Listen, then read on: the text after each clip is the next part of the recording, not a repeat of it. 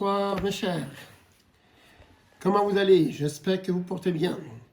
Alors avant de commencer la séance, Ramadan Mubarak, que ce mois sacré vous apporte le bonheur, la quiétude, la prospérité et la gloire à notre pays.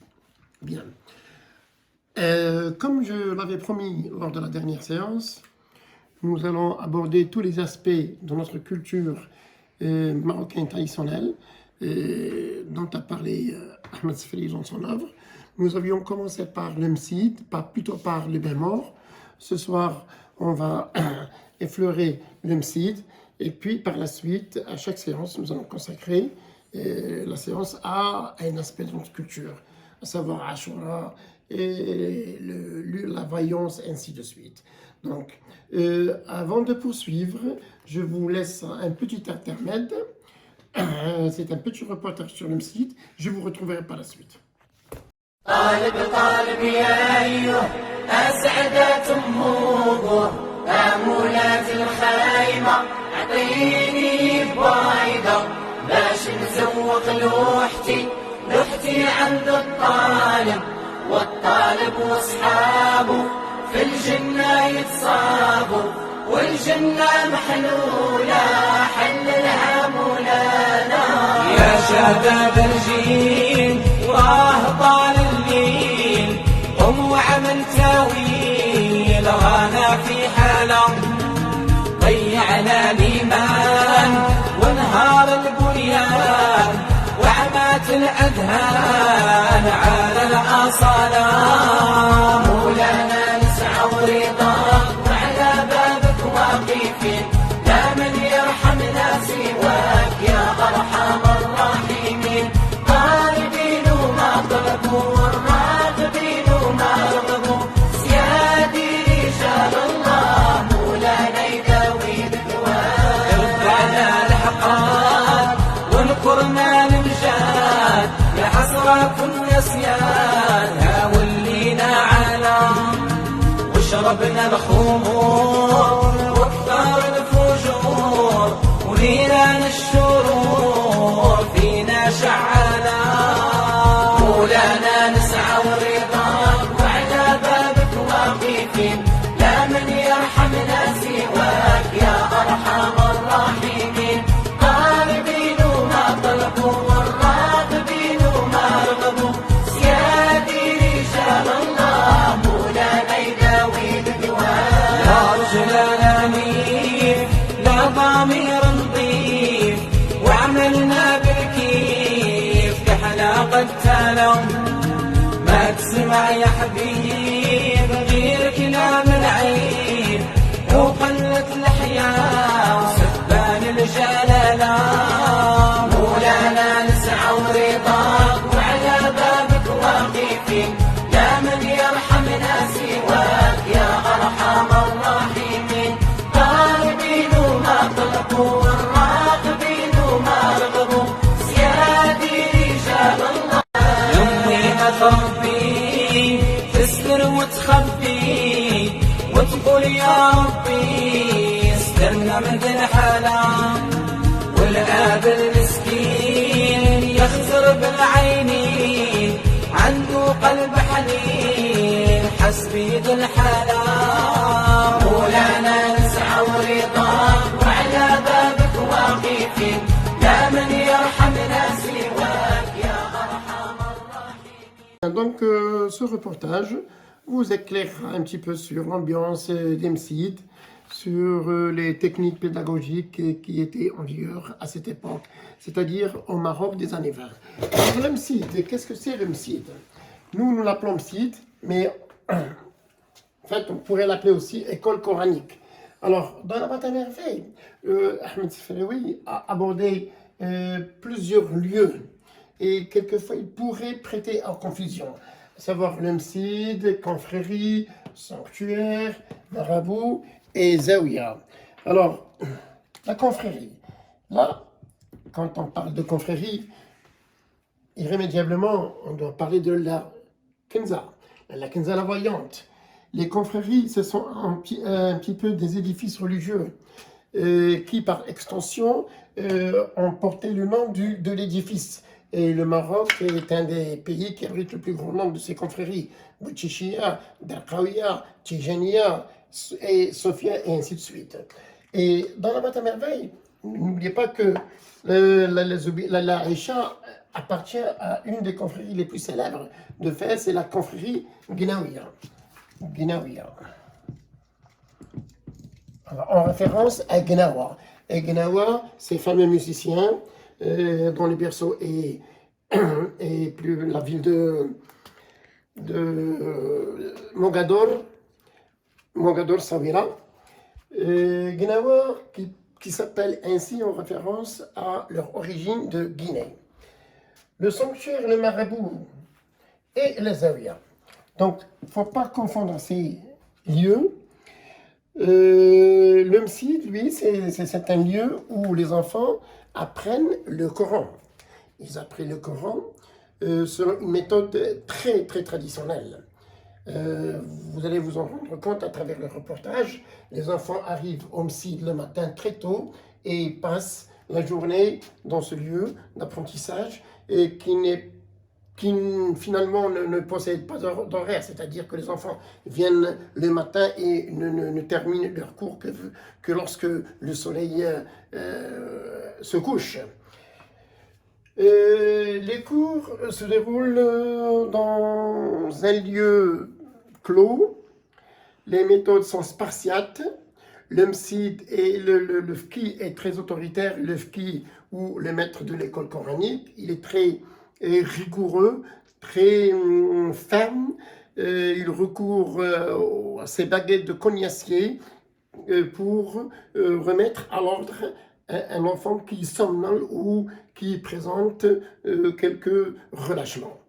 Alors je me souviens que j'avais l'âge d'aller au Msid parce que personne n'y a échappé. Toutes les personnes de ma génération ont fréquenté le Msid. Malheureusement, ces Msid aujourd'hui n'existent plus tels que je les ai connus moi. Ils se sont mués en petite école avec des tables et des tableaux, alors que le Msid, c'est un espace où le fqih trône dans un coin avec ses baguettes et les enfants apprennent sur des planchettes.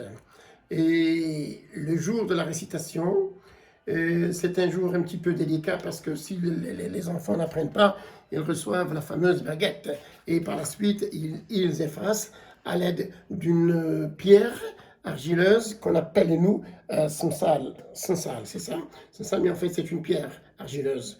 Et ils écrivent la nouvelle leçon, le nouvel verset à apprendre à l'aide d'une encre que nous fabriquions nous-mêmes. C'est une encre que nous arrivions à nous procurer à travers la toison du mouton, que nous brûlions, que nous mélangions avec de l'eau, et nous fabriquions nous-mêmes notre porte-plume, le fameux kalam. Donc tout était fait maison pratiquement. Quand on avait fini les cours, plutôt quand on avait fini le parcours, le cursus, les 60 versets, on avait droit à une fête somptueuse.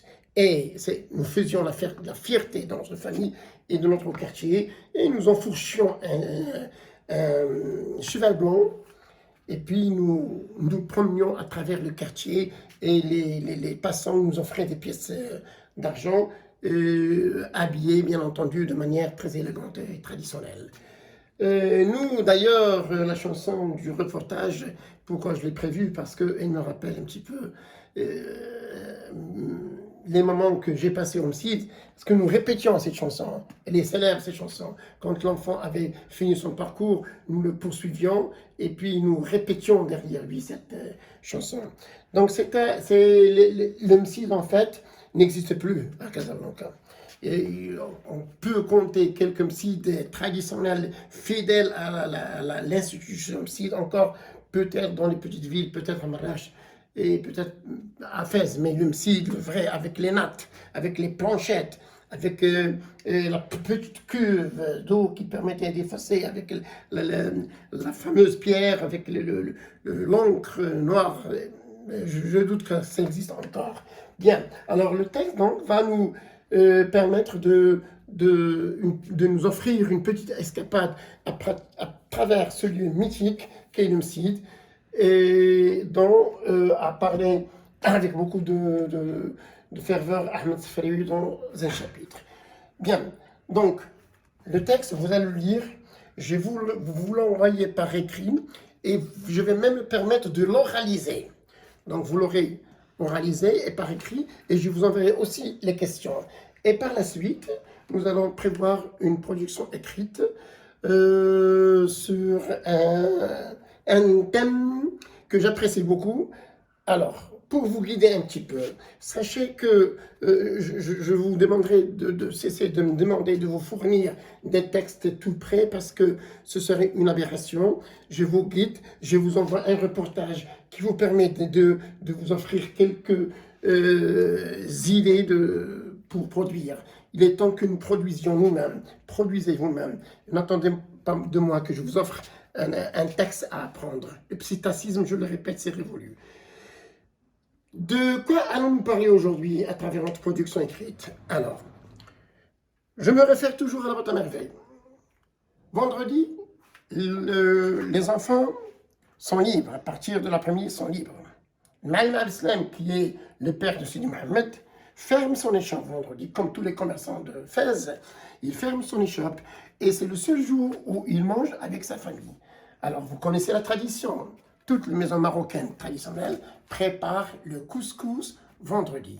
Alors, ça peut être un couscous aux 7 légumes ou ça peut être un couscous aux oignons frits. Mais généralement, le couscous aux oignons frits, c'est pour les grandes cérémonies, c'est pour les grandes fêtes. Alors, traditionnellement, c'est le couscous aux légumes. Bien. Le couscous, donc, fait partie des plats dont nous pouvons être fiers. Alors, d'autres le revendiquent, mais il est marocain, il appartient à notre gastronomie marocaine, comme le reste des plats traditionnels. Tangia, pstela, manja, rafissa et autres. Malheureusement, le constat est un peu amer. Ces plats sont trahis par les jeunes. Aujourd'hui, souvent dans les familles marocaines, vendredi, quand la mère prépare avec beaucoup de dévotion le couscous, son fils et sa fille lui demandent de quoi acheter un tacos ou de quoi aller au McDonald's. Alors la question est, notre gastronomie, notre art culinaire, ne risque-t-il pas d'être détrôné par les fast-food? Personnellement, je ne les appelle pas fast-food, je les appelle les néfast-food. Notre gastronomie, donc, ne risque-t-elle pas un jour d'être de trôner dans un musée? Elle va appartenir à un passé lointain. Les jeunes aujourd'hui n'apprécient pas beaucoup nos plats traditionnels. La question, donc, la problématique, que pensez-vous de ce phénomène? Les fast-foods fleurissent dans tous les coins de rue à Casablanca. Ne risque-t-il pas de détrôner notre gastronomie, notre art culinaire? Ne présente-t-il aucun danger pour la santé? Donc, vous allez aborder le sujet sous deux aspects. Un, la position de notre gastronomie, puis les méfaits ou les bienfaits, à vous de voir. Mais à mon avis, vous allez parler davantage de méfaits que de bienfaits, parce que le reportage est clair. Vous allez voir les facettes, les coulisses des fast-food. Que ce soit, je ne vais pas nommer les fast-food, mais en général, tous les fast-food. Alors, adoptez le schéma qui vous sied. Répondez aux questions. Envoyez-moi vos productions. Je les corrigerai. Je préparerai des exercices correctifs. Je vous donnerai les réponses. Et à la reprise, Inch'Allah, on travaillera plus profondément. Donc, la séance prochaine, nous allons parler de certaines fêtes. Et surtout, la fameuse fête à laquelle a consacré Ahmed Sfraoui tout un chapitre, c'est Ashura.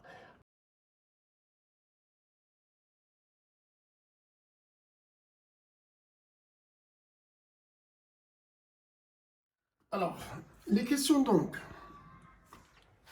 je vous les enverrai par écrit, mais je préfère quand même vous les réexpliquer pour que ce soit un peu plus clair pour vous. 1. Première question donc. Le passage se situe à quel niveau du schéma narratif? Je n'ai pas besoin de vous rappeler que la boîte à merveille, c'est une narration.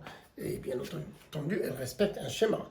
ce passage que vous allez lire, que vous allez analyser, il se situe à quel niveau de notre schéma narratif? 2. Au début du texte, l'enfant parle de 2 jours d'absence. Pendant 2 jours, il n'est pas allé à l'école. Pourquoi? Quelle est la raison de son absence? Puis vous allez prévoir un tableau. À travers ce tableau, vous me citerez les actions effectuées par le Fki et les actions effectuées par Sidi Mohammed.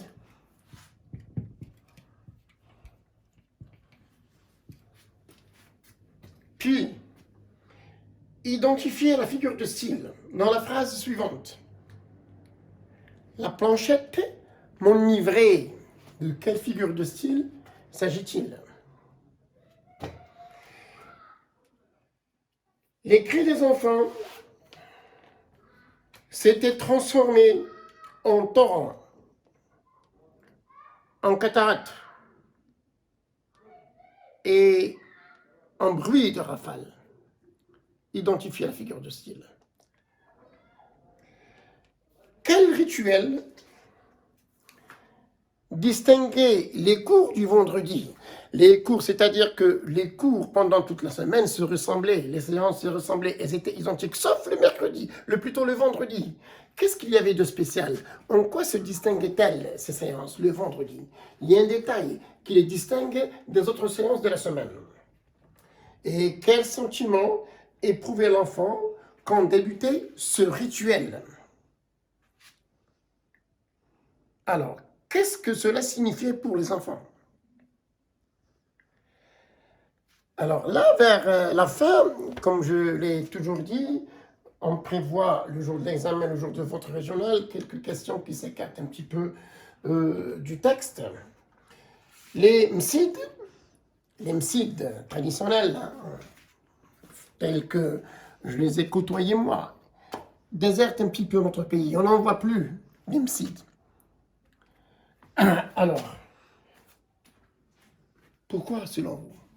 Pourquoi on ne voit plus ces fameux msides? Et pourtant, il faut dire, il faut avouer qu'ils ont permis à de nombreux enfants d'apprendre le Coran.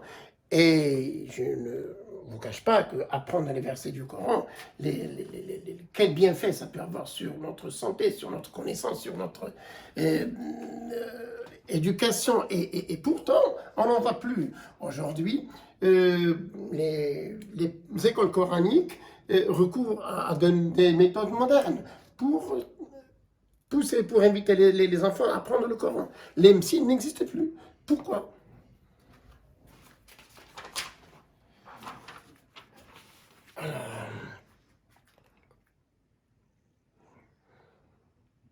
Bien.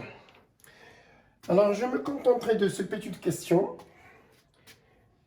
Et puis, je vous retrouve la séance prochaine pour encore davantage de découvertes de notre belle culture traditionnelle. Et ce sera à travers un texte sur Ashura. Sur ce, je vous remercie. Je vous souhaite un très très bon Ramadan. Prospérité, quiétude et gloire à notre pays. Au revoir et gloire à notre roi.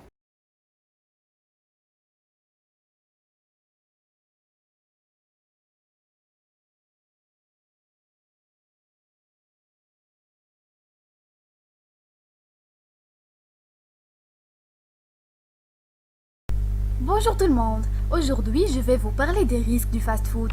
En bref, outre l'obésité, le diabète et les maladies cardiaques, on notera également de l'hypertension artérielle, certains cancers, prostate, pancréas, ovaires, utérus, intestin, ainsi que des troubles du sommeil et des risques accrus de dépression. Ces deux derniers peuvent paraître étonnants.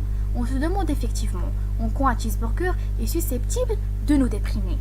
En fait, ce qui rend le fast-food néfaste n'est pas seulement ce qu'on y trouve, mais aussi ce qu'on n'y trouve pas. En effet, ce type ne contient vraiment pas assez de minéraux ou de vitamines. Or, ceux-ci sont fondamentaux à une bonne santé mentale et physique. De nombreuses études ont également démontré que manger de la malbouffe 2 fois ou plus par semaine peut entraîner une dépendance. Par conséquent, lorsqu'on arrête d'en consommer, notre organisme est en manque, ce qui peut provoquer, entre autres, des troubles du sommeil. Bien manger pour rester en santé. Une bonne frite ou un bon hamburger 1 ou 2 fois par mois n'a rien de dramatique. Tout est une question de dosage. Cela dit, il est tout à fait possible de ne pas se priver tout en mangeant santé, tout simplement en prenant le temps de manger maison. Au lieu d'une visite dans un resto de malbouffe, passez chez le boucher, achetez une viande de qualité. Prenez au passage des pains hamburgers de blé entier. Sur le chemin, un petit arrêt à la fruiterie pour acheter des tomates fraîches et de la laitue, quelques patates pour les frites qu'on fera cuire au four avec un peu d'huile d'olive. Pour boire, un bon verre de jus d'orange et un pichet d'eau fraîche feront le bonheur de toute l'âme. Merci et bon appétit. Je vous conseille, arrêtez de les manger. Au revoir.